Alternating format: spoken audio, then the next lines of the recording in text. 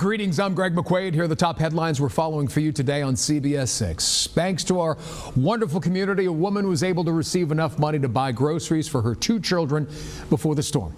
After CBS 6 featured a mom whose SNAP benefits had been stolen and could not be replaced by social services, a kind viewer reached out to us asking if she could help. The 2 ladies met up Saturday, and the mom was able to purchase enough food to feed her children. The gracious woman says, quote, "Thank you to the community and the WTVR family for your support. We were so grateful for all of the help with providing food for my children," end quote. In other news, now that the holidays are behind us, you may be ready to take down those Christmas decorations. And if you had a real Christmas tree, you can dispose of it easily in Henrico. Now through January 9th, you can recycle your Christmas tree at 4 different locations in the county. The tree will be recycled into mulch for use in gardens across Henrico. The 4 locations accepting trees include the Western and Eastern Henrico Government Centers, the Springfield Road Public Use Area, and the Charles City Road Public Use Area. Remember to remove all the tinsel, ornaments, lights, and the tree stands before dropping the tree off. Hello, Mike. Thanks, Greg. A storm system approaching from the west will continue to thicken up the clouds and will bring snow across the area for this evening. As we go into the overnight hours, we'll start to mix in with some sleet and even have a few gaps in there from time to time.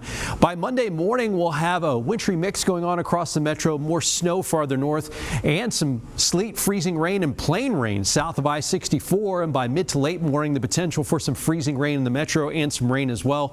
A mix the farther north you are. There'll be a little bit of a lull late morning and early afternoon, and then as the area low pressure passes on by, tugs in colder air behind it, it'll cause another little wave of some snow showers for the mid to late afternoon and early evening time period.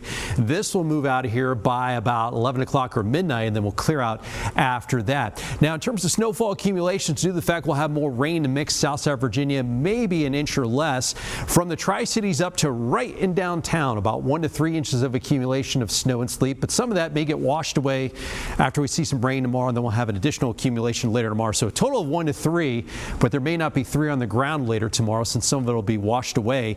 But the north side of the city up through areas north of I-64, at least about 3 to 4 inches of snow. Some pockets here may get 6 to 7 inches of snow. In northern Virginia, we'll have some widespread areas that see in excess of 6 inches of snow. For Richmond, a really high likelihood we'll see at least an inch of snow, about a moderate chance we'll get about 3 to 4.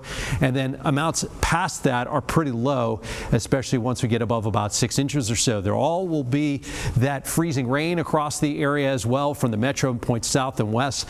So we'll have some areas that get kind of icy due to the fact that we'll have freezing rain on top of the snow and sleet. So summary with this, the snow moves in as we go into this evening and then mixes with some sleet and changes to some sleet in the metro. Tomorrow that mix will change to freezing rain and then plain rain across parts of the metro and points south. But then later in the day we get that colder air back, and that'll switch things back over to some snow with some additional accumulations later Monday.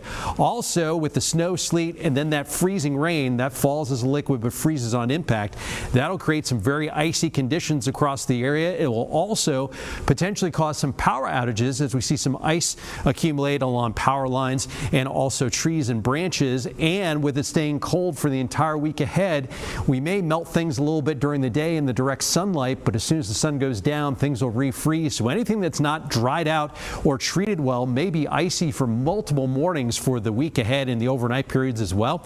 We'll have high temperatures above freezing in the metro tomorrow, and then low and mid 30s for the rest of the week. Overnight lows in the teens, some single digits north of Richmond, and potentially we have another system that we're watching for next Saturday.